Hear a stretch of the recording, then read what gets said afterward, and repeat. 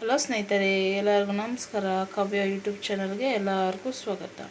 ಈ ದಿನ ನಾನು ತುಂಬ ಸಿಂಪಲ್ಲಾಗಿ ಕಡಿಮೆ ಸಮಯದಲ್ಲಿ ಒಂದು ಗೊಜ್ಜು ಮಾಡಿ ತೋರಿಸ್ತಾ ಇದ್ದೀನಿ. ಏನಪ್ಪ ಅಂತ ಯೋಚನೆ ಮಾಡ್ತಾ ಇದೆಯಾ? ಏನೂ ಇಲ್ಲ, ಸಿಂಪಲ್ ಆ್ಯಂಡ್ ಟೇಸ್ಟಿಯಾದ ಬೆಂಡೆಕಾಯಿ ಗೊಜ್ಜು ಯಾವ ರೀತಿ ಮಾಡ್ಕೋಬೇಕು ಮತ್ತು ಬೇಕಾಗಿರುವ ಪದಾರ್ಥ ತೋರಿಸ್ತೀನಿ.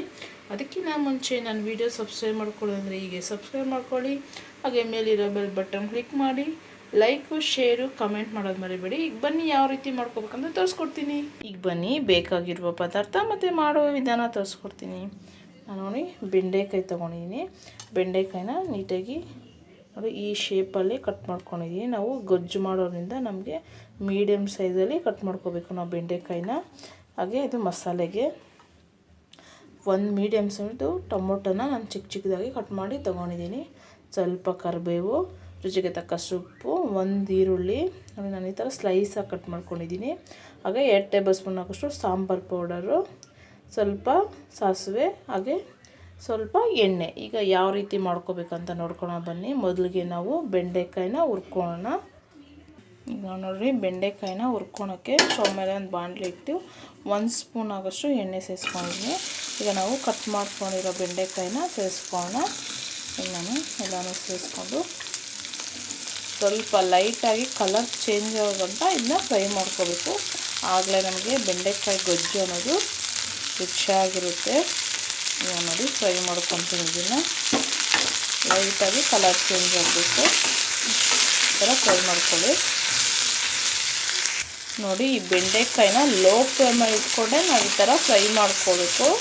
ಫ್ಲೇಮ್ ಜಾಸ್ತಿ ಇಟ್ಟು ಫ್ರೈ ಮಾಡೋಕ್ಕೆ ಹೋದರೆ ಬೇಗ ಸೀದೋಗುತ್ತೆ. ಅದರಿಂದ ನಾವು ಲೋ ಫ್ಲೇಮಲ್ಲೇ ಇದನ್ನ ಫ್ರೈ ಮಾಡ್ಕೋಬೇಕು. ಬೆಂಡೆಕಾಯಿ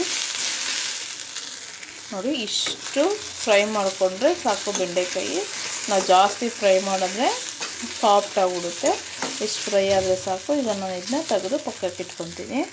ಈಗ ನೋಡಿ ಹುರಿದಿರೋ ಬೆಂಡೆಕಾಯಿನ ತೆಗೆದು ಒಂದು ಪ್ಲೇಟಿಗೆ ಸೇರಿಸ್ಕೊಂಡು ಅದೇ ಬಾಣಲೆಯಲ್ಲಿ 1 ಟೇಬಲ್ ಸ್ಪೂನ್ ಆಗೋಷ್ಟು ಎಣ್ಣೆ ಸೇರಿಸ್ಕೊಂಡಿದ್ದೀನಿ. ಎಣ್ಣೆ ಕಾದಿದೆ. ಈಗ ಸಾಸಿವೆ ಆ್ಯಡ್ ಮಾಡ್ಕೊತಾ ಇದ್ದೀನಿ. ಸಾಸಿವೆ ಚೆನ್ನಾಗಿ ಚಿಡಿಬೇಕು.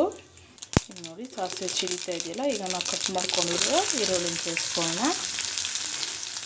ಒಂದು 2 ಮಿನಿಟ್ಸು ಇದನ್ನ ಈ ಥರ ಫ್ರೈ ಮಾಡ್ಕೊಳ್ಳೋಣ. ಈಗ ನಾನು ಕರಿಬೇವು ಮತ್ತು ಟೊಮೊಟೊ ತೊಗೊಂಡಿದ್ದೇನೆ, ಅದನ್ನು ಸೇರಿಸ್ಕೊಳ್ಳೋಣ.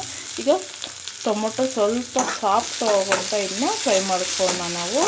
ಆಗಲೇ ನಮಗೆ ಗೊಜ್ಜು ಅನ್ನೋದು ತುಂಬ ರುಚಿಯಾಗಿರುತ್ತೆ. ಈಗ ನೋಡಿ ಸ್ವಲ್ಪ ಟೊಮೊಟೊ ಸಾಫ್ಟ್ ಆಗಲಿ. ಈಗ ನೋಡಿ ಟೊಮೊಟೊ ಸಾಫ್ಟ್ ಆಗಿದೆ. ಈಗ ನಾವು ಫ್ರೈ ಮಾಡ್ಕೊಂಡಿದ್ದಲ್ಲ ಬೆಂಡೆಕಾಯಿನ ಸೇರಿಸ್ಕೊಳ್ಳೋಣ. ಹಾಗೆ 2 ಟೇಬಲ್ ಸ್ಪೂನು ಸಾಂಬಾರು ಪೌಡರ್ ತೊಗೊಂಡಿದ್ದೇನೆ, ಅದನ್ನು ಸೇರಿಸ್ಕೊತೀನಿ. ನಿಮಗೆ ಖಾರ ಅನುಗುಣವಾಗಿ ತೊಗೊಳ್ಳಿ. ನಿಮ್ಮ ಮನೇಲಿ ಸಾಂಬಾರು ಪೌಡರು ಜಾಸ್ತಿ ಖಾರ ಇದೆಯಂದರೆ 1 ಸ್ಪೂನು ಇಲ್ಲ 1.5 ಸ್ಪೂನ್ ಆದರೆ ಆ್ಯಡ್ ಮಾಡ್ಕೊಳ್ಳಿ. ಈಗ ಒಂದು ಸರ್ತಿ ನಾನು ಮಿಕ್ಸ್ ಮಾಡಿಕೊಂಡು ಈಗ ಸ್ವಲ್ಪ ನಿಮಗೆ ಗೊಜ್ಜು ಎಷ್ಟು ಬೇಕೋ ಅಷ್ಟು ನೋಡಿ ನೀರು ಆ್ಯಡ್ ಮಾಡ್ಕೊಳ್ಳಿ. ಈಗ ನಾನು ಸ್ವಲ್ಪ ನೀರು ಸೇರಿಸ್ಕೊತೀನಿ. ನಾನು ನೋಡಿ ಇಷ್ಟು ನೀರನ್ನ ಆ್ಯಡ್ ಮಾಡ್ಕೊಂಡಿದ್ದೀನಿ. ನಾನು ಈಗ ರುಚಿಗೆ ತಕ್ಕಷ್ಟು ಉಪ್ಪು ಸೇರಿಸ್ಕೊತಾ ಇದ್ದೀನಿ. ನೀವು ಅಷ್ಟೇ ನೋಡಿ ಆ್ಯಡ್ ಮಾಡ್ಕೊಳ್ಳಿ.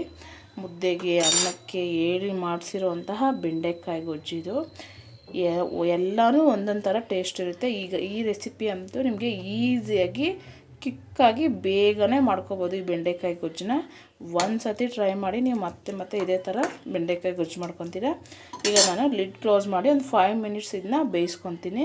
5 ಮಿನಿಟ್ಸ್ಗೆ ಚೆನ್ನಾಗಿ ಬಾಯ್ಲ್ ಆಗುತ್ತೆ ಬೆಂಡೆಕಾಯಿ, ಯಾಕಂದರೆ ನಾವು ಮೊದಲೇ ಫ್ರೈ ಮಾಡ್ಕೊಂಡಿದ್ದೀರಲ್ಲ ಅದರಿಂದ.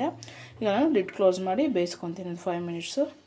ನೋಡಿ 5 ನಿಮಿಷ ಆಗಿದೆ. ಈಗ ನಾನು ಓಪನ್ ಮಾಡಿ ನೋಡ್ತೀನಿ. ನೋಡಿ ಬೆಂಡೆಕಾಯಿ ಗೊಜ್ಜು ರೆಡಿಯಾಗಿದೆ. ನೋಡಿ ಎಷ್ಟು ತಿಕ್ನೆಸ್ಸಾಗಿ ಚೆನ್ನಾಗಿ ಬಂದಿದೆ ಅಂತ. ಬೆಂಡೆಕಾಯಿನೂ ಬೆಂದಿದೆ. ಈಗ ನಾನು ಸರ್ವ್ ಮಾಡಿ ತೋರಿಸ್ತೀನಿ. ನೋಡಿ ಬಿಸಿ ಬಿಸಿ ಬೆಂಡೆಕಾಯಿ ಗೊಜ್ಜು ರೆಡಿಯಾಗಿದೆ. ಮುದ್ದೆ ಜೊತೆ ಅನ್ನದ ಜೊತೆ ಹೊಂದ್ಕೊಳ್ಳೋ ಹಾಗೆ ನೀವು ಮನೆಯಲ್ಲಿ ಟ್ರೈ ಮಾಡಿ. ಹಾಗೆ ಹೇಗೆ ಬಂತು ಅಂತ ಕಮೆಂಟು, ಲೈಕು, ಶೇರ್ ಮಾಡಿ. ಬಾಯ್.